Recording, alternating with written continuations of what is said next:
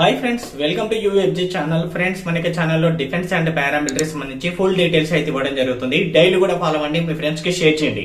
Friends, ఈ వీడియోలో మనం డిస్కస్ చేసే టాపిక్ ఏంటంటే మనకి ఇండియన్ ఆర్మీ రిక్రూట్మెంట్ ర్యాలీకి వెళ్ళేటప్పుడు కొన్ని డాక్యుమెంట్స్ అయితే కావాల్సి ఉంటుంది. సో ఆ డాక్యుమెంట్స్ ఏంటి అనేది నేను గతంలో అయితే డిస్కస్ చేశాను. అయితే వీటిలో అఫిడవిట్ సర్టిఫికేట్ ఏదైతే ఉంటుందో ఇది మ్యాండేటరీ అనమాట. ప్రతి రిక్రూట్మెంట్ ర్యాలీస్ అయితే తీసుకెళ్లాలి.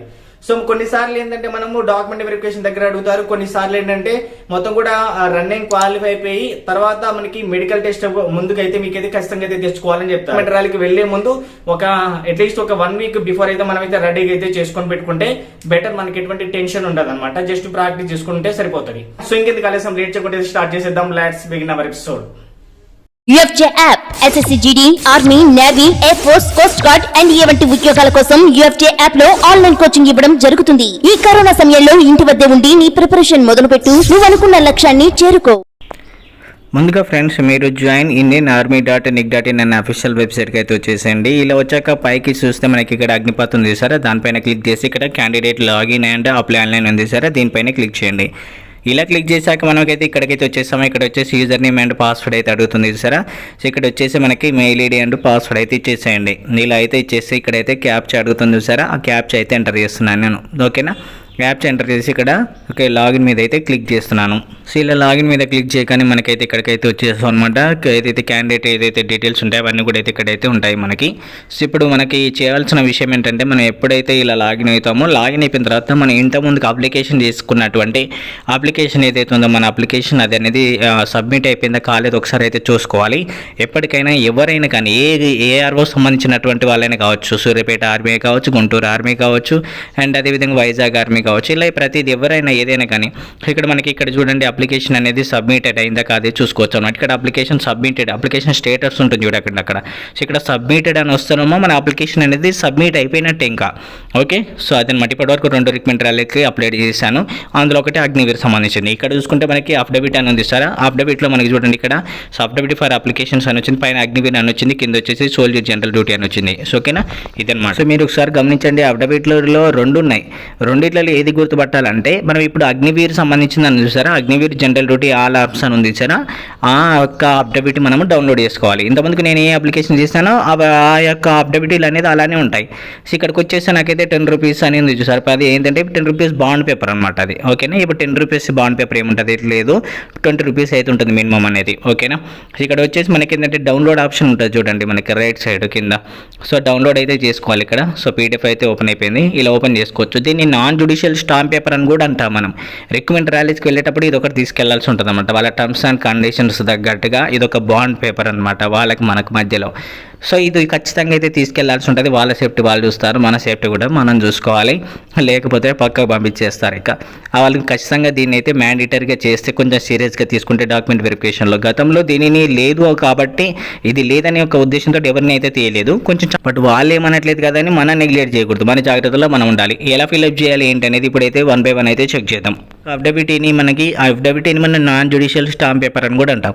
సో ఇది వచ్చేసి 2 కాపీస్ ప్రింట్ అయితే తీసుకోండి. ఎందుకైనా మన సేఫ్టీ కోసం చూస్తాం. ఎందుకంటే లాయర్ దగ్గరికి వెళ్తే కొంచెం తెలిసి తెలియకుండా ఏదో ఒకటి ఫిల్అప్ చేయకపోతే ఏదో ఒకటి ఫిల్అప్ అయిపోయినా మళ్ళీ ఇంకోటి సేఫ్టీ కోసం ఉంటుంది అనమాట. అది మీ యొక్క ఓకే మీ ఇష్టం అనేది. ఓకే, ఏం లేదు. నెక్స్ట్ వచ్చేసి ఇక్కడ మనకి 10 రూపీస్ బాండ్ పేపర్ అని అంటున్నారు, కానీ యాక్చువల్లీ ఇప్పుడు 10 రూపీస్ ఏం యూజ్ చేయట్లేదు, 20 రూపీస్ బాండ్ పేపర్ యూజ్ చేస్తున్నారు.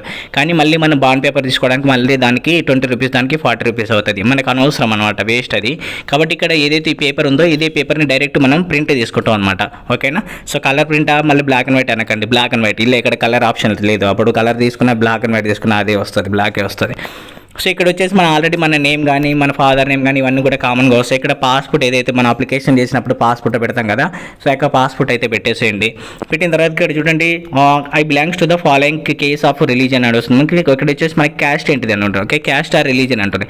క్యాస్ట్ వచ్చేసి ఏంటి అనేది పెట్టేయాలి మీరు. ఓకేనా, ఫర్ ఎగ్జాంపుల్ మీరు బీసీ అని పెట్టారనుకోండి, ఇక్కడ క్యాస్ట్ ఇక్కడ బీసీడీ అయితే బీసీడీ, బీసీబీ అయితే బీసీబీ, అలా ఇక్కడ ఓసీ అని పెడుతున్నాం, ఇక్కడ రెడ్డి అని పెట్టండి. ఓకేనా, సో ఇట్లా సబ్ క్యాస్ట్ ఇక్కడ పెట్టేస్తాం. నెక్స్ట్ వచ్చేసి రిలీజియన్ హిందూ హిందూ అనమాట. ఇది డిఫాల్ట్గా వస్తుంది మనం అప్లికేషన్ చేసేటప్పుడు పెట్టాం కాబట్టి. ఇక్కడ పర్మనెంట్ హౌస్ అడ్రస్ అనేది కూడా మనం ఏదైతే అప్లికేషన్ చేసేటప్పుడు పెట్టామో ఆ అడ్రస్ వస్తుంది. మనం పెద్దగా మళ్ళీ దాని ఇంతకుముందుకు ఏంటంటే ఇంతకుముందుకు వచ్చే అప్డేట్లో మనమే ఫిలప్ చేసేయాల్సి వచ్చేది. బట్ ఇప్పుడు అలా లేదు, మన డీటెయిల్స్ అన్ని కూడా డిఫాల్ట్గా అయితే వస్తున్నాయి కాబట్టి మనకి ఎటువంటి ఇబ్బంది అయితే లేదు.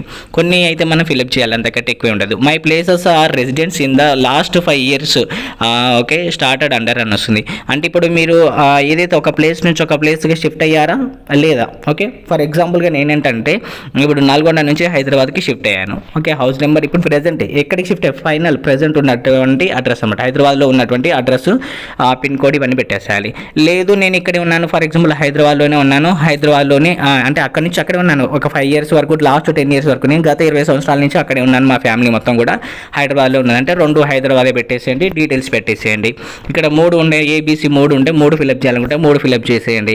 ఒకటి పెడితే సరిపోతుంది, 3 అవసరం లేదు. లాస్ట్ 5 yearsలలో మేము 3 ప్లేసెస్కి చేంజ్ అయిపోయాం అనమాట. అంటే మేము మండల్ చేంజ్ అయిపోయాం అనుకున్నా కానీ మీరైతే పెట్టండి, ప్రాబ్లం ఏం లేదు. దీని ద్వారా జస్ట్ అది ఒక ఐడియా కోసం అంతే. ఓకే నల్గొండ నుంచి నల్గొండకి చేంజ్ అయ్యాను, సో మండల్ మారింది అనుకుంటే ఇక్కడ డీటెయిల్స్ పెట్టండి, ఇంకో రో పెట్టేసేయండి సేమ్ అట్లనే. ఓకేనా అంత మిషింగ్ ఎక్స్ట్రా ఏం అవసరం ఉండదు. అండ్ నెక్స్ట్ వచ్చేసి ఇది చాలా కేర్ఫుల్గా అయితే చూసుకోండి. మీ పైన ఇప్పటివరకు ఏమైనా కేసెస్ ఉన్నాయా అంటే పోలీస్ కేసెస్ అంటే క్రిమినల్ కేసు కానీ సివిల్ కేసు కానీ ఏదైనా కానీ, అంటే ఏదైనా కేసు అనేది ఎఫ్ఐఆర్ బుక్ అయిపోయిందా లేదంటే ఇలా ఏమైనా పెండింగ్లో ఉన్నాయా అని అంటే ఇక్కడ నో అని పెట్టేసిన పర్లేదు, డిఫాల్ట్గా అలా వదిలేసేయండి, ఏం అవసరం లేదు, నో అనేవి పెట్టకండి. సో ఇక్కడ ఏదైతే ఇది ఉంది చూసారా, సో ఇక్కడ ఇది సో ఈ 2 కూడా ఓకేనా. దీని పొరపాటున మీరు చేస్తాను పెట్టకండి, తెలియక కూడా దాన్ని వదిలేసేయండి కావాలనుకుంటే. ఓకేనా నెక్స్ట్ వచ్చేసి పేరెంట్ కన్సెంట్ ఫామ్ అనమాట. ఇది వచ్చేసి మనకి ఏంటంటే సపరేట్గా ఇస్తారు, సపరేట్గా కావాలంటే మనకు నోటిఫికేషన్ ప్రకారం ఉంటుంది, అప్పుడు అది తీసుకెళ్తాము. ప్రజెంట్ ఇక్కడ కూడా అయితే మనమైతే జస్ట్ ఇలా ఫిలప్ చేయాలి. మనకి 18 years కంటే బిలో ఇయర్స్ ఎవరైతే ఉంటారో, అంటే మనకి ఈ అగ్నిపథ్ ఏంటి 17.5 years నుంచి కదా స్టార్ట్. సో మరి కాబట్టి మనం ఇక్కడ ఏం చేస్తామంటే సో మన యొక్క 17.5 18 కంటే బిలో ఉన్న వాళ్ళు ఏం చేస్తారంటే మీ పేరెంట్ సైన్ పెట్టేసేయండి, వాళ్ళు ఎలా అయితే పెడతారో అలా పెట్టించండి. ఓకేనా సో ఎక్కువగా ఉన్న వాళ్ళు పెట్టించిన పెద్ద నష్టమే ఉండదు. ఓకే నెక్స్ట్ వచ్చేసి మీ ఫాదర్స్ కానీ మీ బ్రదర్ కానీ ఎవరైనా ఆర్మీలలో పనిచేస్తున్నారా అంటే రిలేషన్ బర్త్ మీరు ఇప్పటివరకు ఏమైనా ట్రై చేశారా, సో వాళ్ళు ఏమైనా అంటే వాళ్ళ డీటెయిల్స్ అనేది ఫిల్అప్ చేయాల్సి ఉంటుంది ఇక్కడ, లేదంటే వదిలేసేయండి ఇక్కడ. ఓకేనా సో అది పక్కా పెట్టేసేయండి, అవసరం లేదు. అండ్ నెక్స్ట్ వచ్చేసి ఇక్కడ చూడండి, ఇక్కడ ఏమంటున్నారంటే requirement based on the nativity domicile certificate issued by the mention the state government. అంటే ఇక్కడ వచ్చేసి మీరు ఏ స్టేట్ అది పెట్టేసండి.